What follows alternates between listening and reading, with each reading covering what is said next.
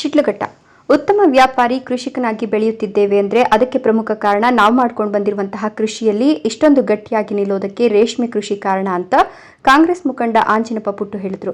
ತಾಲೂಕಿನ ಜಂಗಮಕೋಟೆ ಹೋಬಳಿಯ ಕಾಳನಾಯಕನಹಳ್ಳಿಯಲ್ಲಿ ಕಿರಣಗೆರೆ ಚಾಕಿ ಸೆಂಟರ್ ವತಿಯಿಂದ ಹಮ್ಮಿಕೊಂಡಿದ್ದ ರೇಷ್ಮೆ ಬೆಳೆಗಾರರಿಗೆ ಬೇಸಿಗೆ ತಂತ್ರಜ್ಞಾನಗಳ ಅರಿವು ಕಾರ್ಯಕ್ರಮದಲ್ಲಿ ಮಾತನಾಡಿದರು. ರೇಷ್ಮೆ ಮಾಡದೇ ಇರುವಂತಹ ಕುಟುಂಬ ಯಾವುದೂ ಇಲ್ಲ. ಮಕ್ಕಳಿಗೆ ಬೆಳಗ್ಗೆ ತೋಟಗಳಲ್ಲಿ ನೀರಾಯಿಸೋದು, ಗೊಬ್ಬರ ಚೆಲ್ಲೋದು, ಈ ರೀತಿಯಾಗಿ ಶಿಸ್ತನ್ನು ಪ್ರತಿ ಕುಟುಂಬದಲ್ಲೂ ಪ್ರತಿ ಮಕ್ಕಳಿಗೂ ಕಲಿಸಿದೆ ಅಂದರೆ ಅದು ರೇಷ್ಮೆ ಕೃಷಿ ಅನ್ನಬಹುದು. ರೈತರು ಆರ್ಥಿಕವಾಗಿ ಸದೃಢರಾಗಿದ್ದಾರೆ ಅಂದರೆ ಅದಕ್ಕೆ ಪ್ರಮುಖ ಕಾರಣ ರೇಷ್ಮೆ ಕೃಷಿ ಅಂತ ನಾನು ಭಾವಿಸ್ತೇನೆ. ನಾನು ಸಹ ರೇಷ್ಮೆ ಕೃಷಿ ಪದವೀಧರನಾಗಿ ಹವ್ಯಾಸ ಮಾಡಿದಾಗ ರೇಷ್ಮೆ ಕೃಷಿ ಮಾಡಿರುವ ಅನುಭವದಿಂದ ಪದವೀಧರದಲ್ಲಿ ಕೃಷಿಯನ್ನು ಆಯ್ಕೆ ಮಾಡಿಕೊಂಡಾಗ ಅನುಕೂಲವಾಯಿತು ಅಂತ ಹೇಳಿದರು. ಇನ್ನು ರಾಜ್ಯ ಪ್ರಶಸ್ತಿ ಪುರಸ್ಕೃತ ಕಿರಣಗೆರೆ ಕೆ ಜಗದೀಶ್ ಮಾತನಾಡಿ, ರೇಷ್ಮೆ ಹುಳುವಿನ ಮನೆಗೆ ಸೋಂಕು ನಿವಾರಣೆ ಮತ್ತು ಬೆಳೆಯ ತಳಹದಿಯಾಗಿದೆ.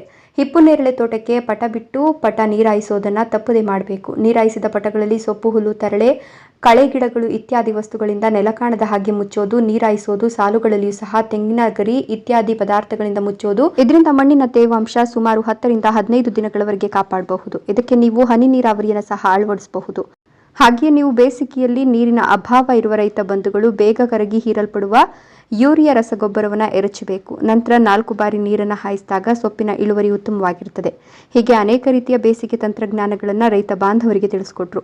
ಈ ಸಂದರ್ಭದಲ್ಲಿ ಮಾಜಿ ಸಚಿವ ವಿ ಮುನಿಯಪ್ಪ, ಮಾಜಿ ಶಾಸಕ ಎಂ ರಾಜಣ್ಣ, ಕಾಂಗ್ರೆಸ್ ಮುಖಂಡ KV Gautam, K Gudiyappa, Kalanayakanahalli N Ramesh, Srinivas, Ramaiah, Subramani, Bhimesh, ಕೃಷಿಕ ಸಮಾಜದ ಜಿಲ್ಲಾಧ್ಯಕ್ಷ ಮಳ್ಳೂರು ಶಿವಣ್ಣ, ಶಶಿಕುಮಾರ್, ಮುತ್ತೂರು ಚಂದ್ರೇಗೌಡ, ಹೊಸಪೇಟೆ ಶಶಿಕುಮಾರ್, ಗೋಪಾಲಮೂರ್ತಿ, ರೇಷ್ಮೆ ವಿಜ್ಞಾನಿ ಮುನಿರಾಜು, ಕೆಎನ್ ರವಿ, ಉಮೇಶ್, ನರಸಿಂಹಯ್ಯ, ಅಕ್ಮಲ್ ಪಾಷಾ ಸೇರಿದಂತೆ ಮತ್ತಿತರರು ಹಾಜರಿದ್ದರು.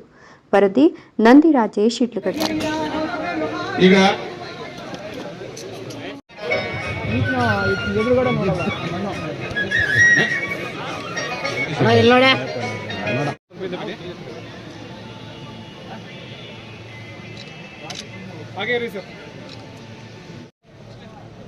ಎಲ್ಲವನೇ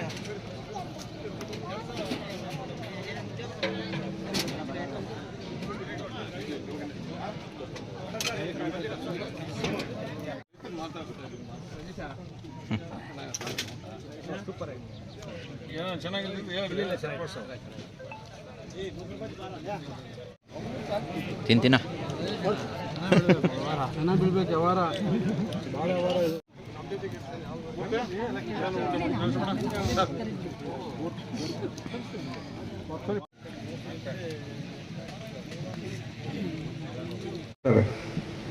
ನಾವುಗಳೆಲ್ಲ ನಮ್ಮ ತಂದೆ ಕಾಲದಿಂದಲೂ ಸಹ ಕೃಷಿನ ಮಾಡಿಕೊಂಡು ಬೆಳೆದಂತ ಕುಟುಂಬಗಳು.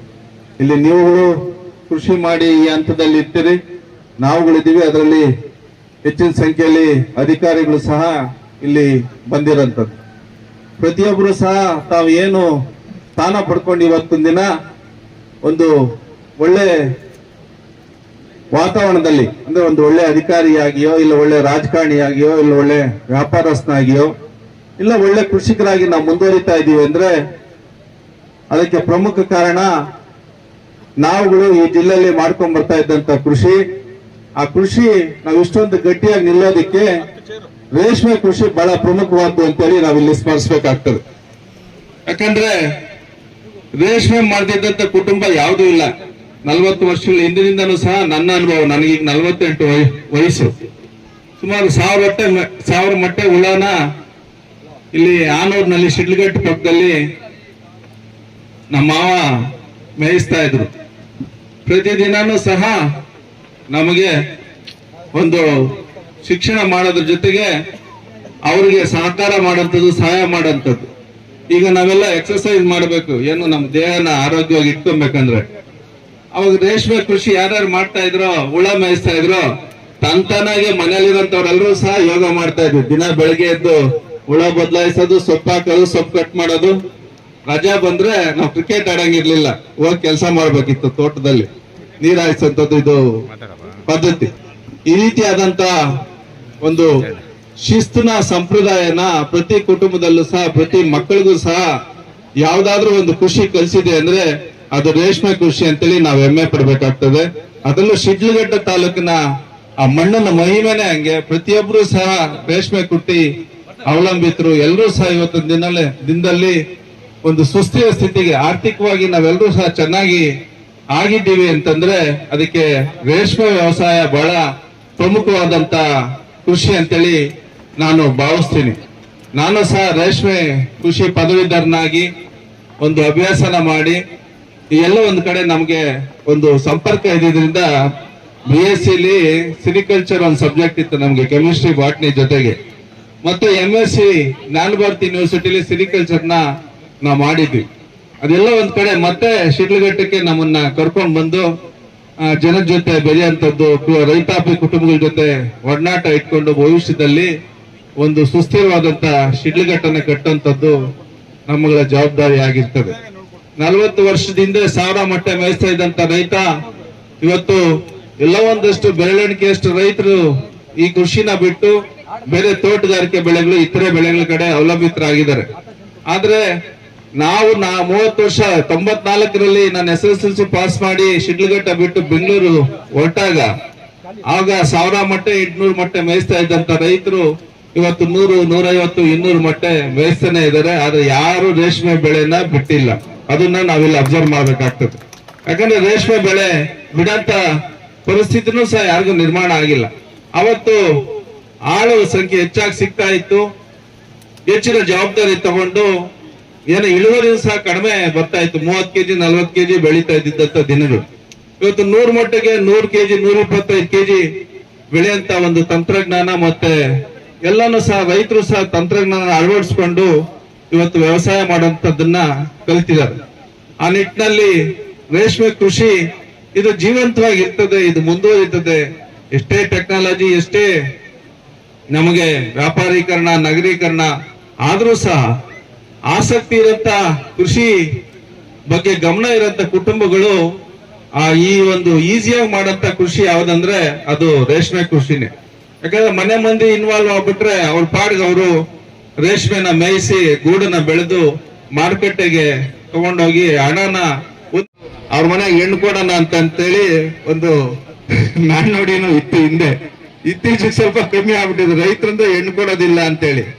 ಅಂದ್ರೆ ಅದು ಕೆಲವು ದಿನಗಳ ಮಟ್ಟಿಗೆ ಒಂದಷ್ಟು ದಿನ ನಡೀತದೆ. ಆಮೇಲೆ ಎಲ್ಲರೂ ಸಹ ವ್ಯವಸಾಯಕ್ಕೆ ಬರಲೇಬೇಕು, ಎಲ್ಲರೂ ಸಹ ನಾವು ಕೃಷಿನ ಮಾಡ್ಬೇಕಾಗ್ತದೆ.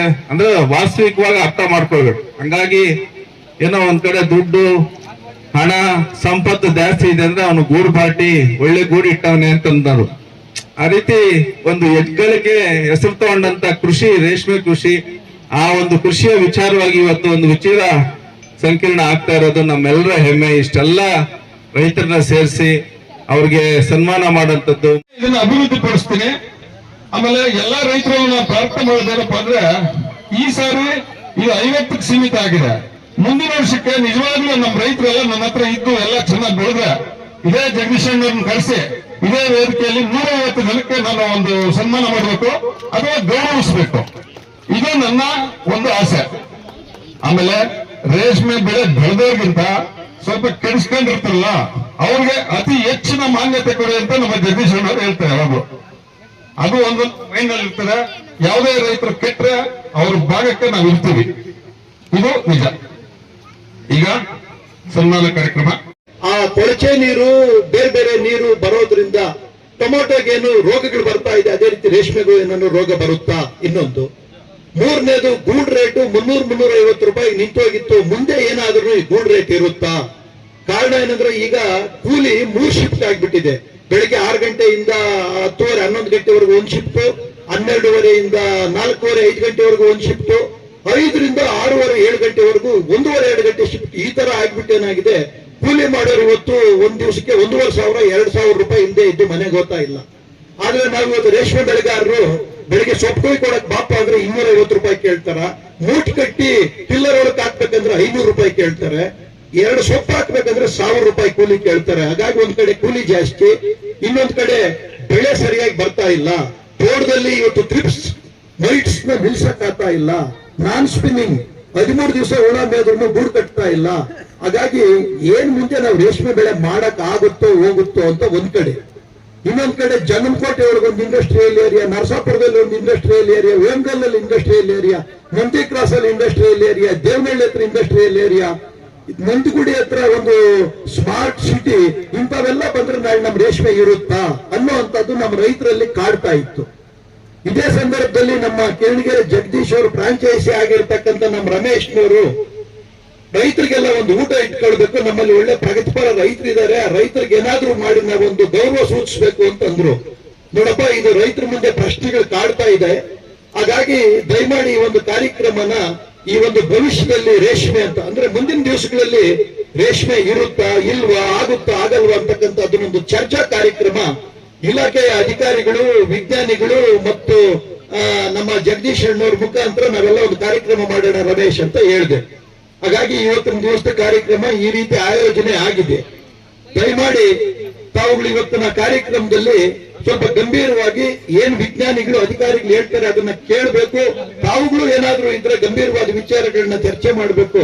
ಅದು ಬಿಟ್ಟು ಬೇರೆ ಬೇರೆ ವಿಚಾರಗಳನ್ನ ಯಾರು ತಾವು ಚರ್ಚೆ ಮಾಡಬಾರ್ದು ಅಂತ ಮನವಿ ಮಾಡ್ತಾ, ಈ ಒಂದು ಕಾರ್ಯಕ್ರಮಕ್ಕೆ ನಮ್ಮ ರೇಷ್ಮೆ ಕೃಷಿ ಅಭಿವೃದ್ಧಿ ಆಯುಕ್ತರು ಬೆಳಗ್ಗೆ ಬಂದು ಹೊರಟರವರು. ಕಾರಣ ಏನಂದ್ರೆ ತಮ್ಮಗಳನ್ನೆಲ್ಲ ನಮ್ಮ ರಮೇಶ್ ಕರೆದಿದ್ದು 9:15. ಅವರು 9:45ಗೆ ಕಾರ್ಯಕ್ರಮ ಪ್ರಾರಂಭ ಆಗುತ್ತೆ ಅಂತೇಳಿ ಪಾಪ ಬೆಂಗಳೂರಿಂದ ನಮ್ಮ ಕಮಿಷನರ್ ಸಾಹೇಬರು ರಾಜೇಶ್ ಗೌಡ್ರು ಬಂದಿದ್ರು. ಬಂದು ಅವರು 11 ಗಂಟೆಗೆ ವಾಪಸ್ ಹೋಗ್ಬೇಕಾಗಿತ್ತು. ಆದ್ರೆ ಅವರು ಪೋಷಕರಿಗೇನೋ ಸ್ವಲ್ಪ ಸಮಸ್ಯೆ ಇದ್ದ, ಆಸ್ಪತ್ರೆಯಲ್ಲಿ ಇದ್ದಿದ್ರಿಂದ ಅವರು ಬಂದು ವಿಜಯಪುರಕ್ಕೆ 20,000 ಕೋಟಿಗೂ ಹೆಚ್ಚು ನಾವು ನೀವು ಬಂಡವಾಳ ಹೂಡಿದ್ದೀವಿ ರೈತರು. ನಮ್ಮ ರೇಷ್ಮೆ ಇಲಾಖೆಯಲ್ಲಿ ಬಹಳ ಹಿಂದೆ ತಗೊಂಡ್ರೆ 6,000 ಅಧಿಕಾರಿಗಳು ನೌಕರರುಗಳಿದ್ರು, 90 ಜನಕ್ಕಿಂತ ಹೆಚ್ಚು ವಿಜ್ಞಾನಿಗಳಿದ್ರು. ತಲಗಟ್ಪುರದಲ್ಲಿ 2,000ಕ್ಕಿಂತ ಹೆಚ್ಚು ಕೇಂದ್ರ ರೇಷ್ಮೆ ಮಂಡಳಿಯಲ್ಲಿ ವಿಜ್ಞಾನಿಗಳು ಅಧಿಕಾರಿಗಳಿದ್ರು. ಬರ್ಬರ್ತಾ ಏನಾಗಿದೆ ಅಂದ್ರೆ 2 ಲಕ್ಷ ಪ್ರದೇಶದಲ್ಲಿ ನಾವು ರೇಷ್ಮೆ ಇಟ್ಕೊಂಡಿದ್ದೀವಿ, 1,23,000 ಕೋಟಿ ನಾವು ನೀವು ಬಂಡವಾಳ ಹೂಡಿದ್ದೀವಿ. ಸರ್ಕಾರಗಳ ಒಂದು ತೀರ್ಮಾನಗಳ ಒಂದು ಆಧಾರವಾಗಿ ಏನಾಗಿದೆ ಅಂದ್ರೆ ನಮ್ಮ ದುರದೃಷ್ಟ ಕೇವಲ 1,200 ಅಧಿಕಾರಿಗಳು ಮಾತ್ರ ಇದ್ದಾರೆ ನಮ್ಮ ಇಲಾಖೆಯಲ್ಲಿ. 12-13 ಜನ ಮಾತ್ರ ವಿಜ್ಞಾನಿಗಳಿದ್ದಾರೆ ತಲಗಟ್ಪುರದಲ್ಲಿ. ಸೆಂಟ್ರಲ್ ಸಿಲ್ಕ್ ಬೋರ್ಡ್ ಅಲ್ಲಿ ಕೇವಲ ಒಂದು 800-900 ಜನ ವಿಜ್ಞಾನಿಗಳಿದ್ದಾರೆ. ಆದ್ರೆ ಕಡಿಮೆ ವಿಜ್ಞಾನಿಗಳು, ಕಡಿಮೆ ಅಧಿಕಾರಿಗಳು, ಸರ್ಕಾರದ ಸಹಾಯ ಕಡಿಮೆ ತಗೊಂಡು ನಾವೇ ಹೆಚ್ಚಿನ ಬಂಡವಾಳ ಹೂಡಿ ಕಡಿಮೆ ನೀರಲ್ಲಿ, ಕಡಿಮೆ ಜಾಗದಲ್ಲಿ ಹೆಚ್ಚು ಗೂಡನ್ನ ನಾವು ನೀವು ಉತ್ಪಾದನೆ ಮಾಡ್ತಾ ಇರ್ತಕ್ಕಂಥದ್ದು ಒಂದು ಹೆಚ್ಚುಗಾರಿಕೆ ಅಂತ ಹೇಳಿ ಸಂದರ್ಭದಲ್ಲಿ ನಾನು ನಿಮಗೆ ಧನ್ಯವಾದಗಳು ತಿಳಿಸ್ತೇನೆ. ತಾಳು ಮನವೇ ಅನ್ನೋದೇ ಉತ್ತರ. ಕವಿವಾಣಿಗಳು ಯಾಕೆಂತಂದ್ರೆ ಅಂತಾರಾಷ್ಟ್ರೀಯ ಮಟ್ಟದಲ್ಲಿ ರೇಷ್ಮೆಗೆ ಬೇಡಿಕೆ ಏರ್ತಾನೆ ಇದೆ. ಶೀತ ವಲಯದ ದೇಶಗಳಿಗೆ ರೇಷ್ಮೆ ಬೇಕೇ ಬೇಕು. ಹಾಗಾಗಿ ಜಪಾನ್, ಅಮೆರಿಕ ನಂಬರ್ 1 ಬೇಡಿಕೆನಲ್ಲಿ, ಎರಡನೇದು ಜಪಾನ್ನಲ್ಲಿ ಇವಾಗ 1 kg ರೇಷ್ಮೆ ಕೂಡ ಬೆಳೀತಾ ಇದೆ. ಚೈನಾ ಮೊದಲನೇ ಸ್ಥಾನದಲ್ಲಿ ಇದ್ರೂ ಕೂಡ ಚೈನಾದಲ್ಲಿ ರೇಷ್ಮೆ ಕೃಷಿ ಕಡಿಮೆ ಆಗ್ತಾ ಇದೆ ಅಂತಕ್ಕಂಥದ್ದು ಒಂದು ವರದಿ ಇದೆ. ಹಾಗಾಗಿ ಇದರ ಉಪಯೋಗ ಯಾರಿಗಾಗಬೇಕು ಬಂಧುಗಳೇ? ಇದರ ಉಪಯೋಗ ಭಾರತೀಯ ರೈತರಾದಂತ ನಮಗೆ ಆಗ್ಬೇಕು. ಹಾಗಾಗಿ ಆದ್ರೆ ಒಂದು ಸಮಸ್ಯೆ ಇದೆ.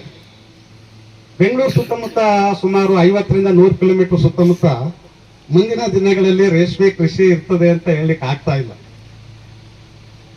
ಇದನ್ನ ಸರಳೀಕರಣಗೊಳಿಸಬೇಕು ಮತ್ತು ಸುಲಭಕರಣಗೊಳಿಸಬೇಕು. ನಾವು ಬೇರೆ ಬೇರೆ ದೇಶಗಳಲ್ಲಿ, ಜಪಾನ್, ಬ್ರೆಜಿಲ್, ಚೀನಾ ದೇಶದಲ್ಲಿ ನೆಲದಲ್ಲೇ ಹುಳು ಸಾಕಾಣಿಕೆ ಮಾಡ್ತಾರೆ. ಮೇಲ್ಗಡೆಯಿಂದ ಚಂದ್ರಿಕೆಗಳು ನೀವೆಲ್ಲ ಯೂಟ್ಯೂಬ್ ನಲ್ಲಿ ನೋಡಿದ್ದೀರಿ. ಚಂದ್ರಿಕೆಗಳು ಆಟೋಮೆಟಿಕ್ ಆಗಿ ಕೆಳಗಡೆ ಬರ್ತದೆ, ಹುಳು ಕವೆ ಹತ್ಕೊಳ್ತವೆ ಮತ್ತು 1-1.5 ದಿನ 2 ದಿನ ಆದ್ಮೇಲೆ ತಿರ್ಗ ಚಂದ್ರಿಕೆಗಳು ಮೇಲ್ಗಡೆ ಹೋಗುತ್ತೆ. ಅದನ್ನು ಬಿಡಿಸಕ್ಕೂ ಕೂಡ ಯಾಂತ್ರೀಕರಣ ಮಾಡಿದ್ದಾರೆ ಚೈನಾದಲ್ಲಿ. ನಮ್ಮಲ್ಲಿ ಮಾತ್ರನೇ, ಮುಖ್ಯವಾಗಿ ನಮ್ಮ ಈ ಶಿಡ್ಲಘಟ್ಟ ಭಾಗದ ರೈತ ಬಂಧುಗಳೇ ಬಹಳ ಕಷ್ಟ ಪಡ್ತಾ ಇದ್ದಾರೆ. 4, 5, 6 ಮೇಜುಗಳು ಮನೆಗಳಿಗೆ ಹೆಚ್ಚು ಬಂಡವಾಳ ಆಗ್ತಾ ಇಲ್ಲ. ಈ ವಿಚಾರದಲ್ಲಿ ನಾವು ಸುಲಭ ಮತ್ತು ಸರಳೀಕರಣ ಮಾಡ್ಕೊಳ್ಳೋ ಅವಶ್ಯಕತೆ ಇದೆ. ಯಾವ ದೇಶದಲ್ಲೂ ನಿಮ್ಮಷ್ಟು ಕಷ್ಟ ಪಡ್ತಾ ಇಲ್ಲ ರೇಷ್ಮೆ ಬೆಳೆಗಾರರು.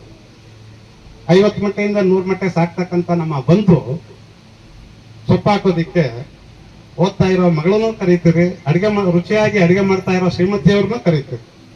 ಇಷ್ಟು ಅವಶ್ಯಕತೆ ಇಲ್ಲ.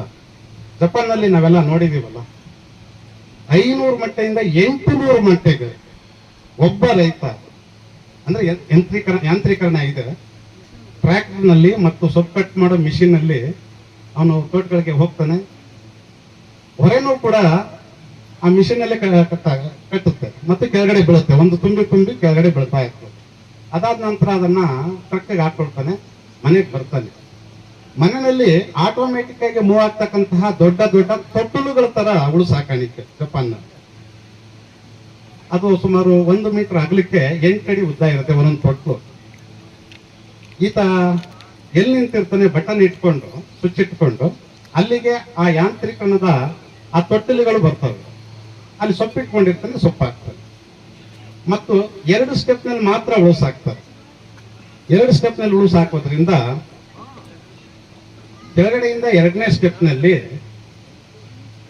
ಮಧ್ಯಕ್ಕೆ ನಮ್ಮ ಕೈಗೆ ಕಣ್ಣು ನೋಟಕ್ಕೆ ಸರಳವಾಗಿ ಸಿಗ್ಬೇಕು ಅಂತ. ಯಾರಂತ ಅಂದ್ರೆ ಮಲ್ಕೊಂಡ 10 ನಿಮಿಷದಲ್ಲಿ ಯಾರು ನಿದ್ದೆ ಮಾಡ್ತಾರೆ, 8 ಗಂಟೆ ಯಾರು ನಿದ್ದೆ ಮಾಡ್ತಾರೆ, 3 ಕಾಳು ಕಟ್ಟೆ ಮೊಟ್ಟೆ ಮಾಂಸ ಊಟ ಮಾಡ್ತಾ ಇದ್ರಿ, ಅವರ ಶ್ರೀಮಂತರು ಅಂತ ನಾನು ಹೇಳ್ತೀನಿ.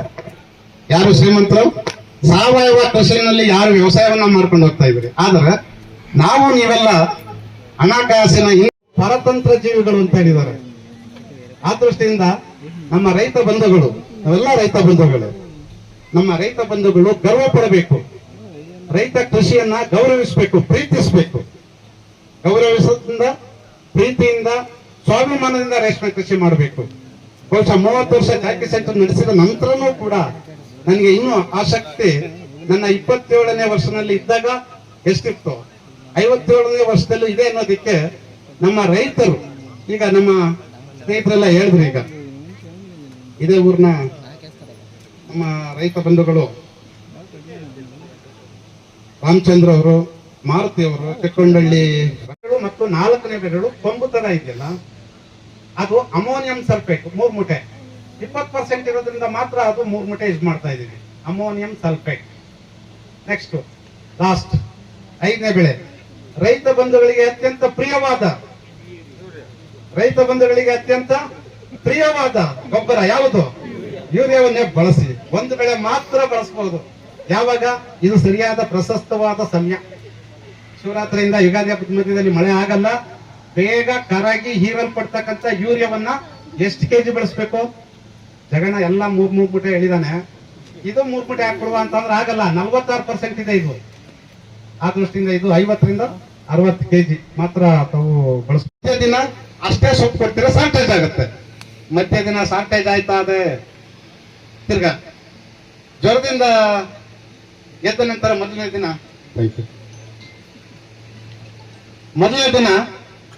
1.5 ದಿನದ ಹಸ್ಕೊಂಡಿದೆ ಅಂತ ಅಂದ್ಬಿಟ್ಟು ಬಹಳ ಸೊಪ್ಪು ಕೊಡ್ತೀರಾ. ಆದ್ರೆ ಮೊದಲನೇ ದಿನ 40% 50% ಸೊಪ್ಪು ಕೊಡಬೇಕು. 2ನೇ ದಿನ 4ನೇದರಿಂದ 5 ಹೇಳ್ತಾ ಇರೋದು. 2ನೇ ದಿನ 60%, 3ನೇ ದಿನ 80%, 4 ಮತ್ತು 5 ಬಡಿರಿ 100%. 4 ಮತ್ತು 5 ಬಡಿರಿ ಬೇಸಿಗೆನಲ್ಲಿ 100%. ಆದ್ರೆ 4ನೇ ದಿನ 5ನೇ ದಿನ ಹುಳುಗಳು ನಿಮ್ಮನೆ ಬಡಿತಾ ಇರ್ತವೆ. ನೀವು ತಗೋಬರ್ತಾ ಇರ್ತಕ್ಕಂಥ ಸೊಪ್ಪು ಹುಳುಗಳಿಗೆ ಸಾಕಾಗ್ತಾ ಇಲ್ಲ. ಅವು ನಿಮ್ಮನೆ ಅವೇ ರಾಕ್ಷಸ ಆಗ್ಬಿಡ್ತವೆ, ಅವೇ ನಿಮ್ಮನ್ನ ಬಡಿತಾ ಇರ್ತವೆ. ನೀವು ಬಡಿಯಕ್ಕೆ ಆಗ್ತಾ ಇಲ್ಲ. ಮನೆಯವರು, ಮಕ್ಕಳು, ಅವರು ಎಲ್ಲ ಸೇರ್ಕೊಂಡು ಹೋಗಿ ಸೊಪ್ಪು ತರಬೇಕು. ಸೊಪ್ಪನ್ನ 4ನೇ ದಿನ ಮತ್ತು 5ನೇ ದಿನ 100% ತಿದ್ದು ಅಷ್ಟು ಸೊಪ್ಪು ಕೊಡ್ಬೇಕು. ನೋಡಿ ಸ್ನೇಹಿತರೆ, 4ನೇ ಜ್ವರ ಕೂತ್ಕೊಳ್ಳೋ ತನಕ ಸುಮ್ಮನೆ ರೇಷ್ಮೆ ಹುಳನ್ನು ಹೊಟ್ಟೆನಲ್ಲಿ ಈ ಕಡೆ ಒಂದು ಸಿಲ್ಕ್ ಗ್ಲ್ಯಾಂಡ್, ಈ ಕಡೆ ಒಂದು ಸಿಲ್ಕ್ ಗ್ಲ್ಯಾಂಡ್, 2 ಸಿಲ್ಕ್ ಗ್ಲ್ಯಾಂಡ್ ಇರ್ತದೆ. ರೇಷ್ಮೆ ಗ್ರಂಥಿ 4ನೇ ಜ್ವರ ಕೂತ್ಕೊಳ್ಳೋ ಗಂಟ 1 ಗ್ರಾಮು. 4ನೇ ಜ್ವರದಿಂದ ಎದ್ದು 5ನೇ ದಿನ 4.5ರಿಂದ 5 gram CB, 4.5 gram CSR 5 gram. 4ನೇ ಜ್ವರ ಕೂತ್ಕೊಳ್ಳೋ ತನಕ 1 ಗ್ರಾಮ್.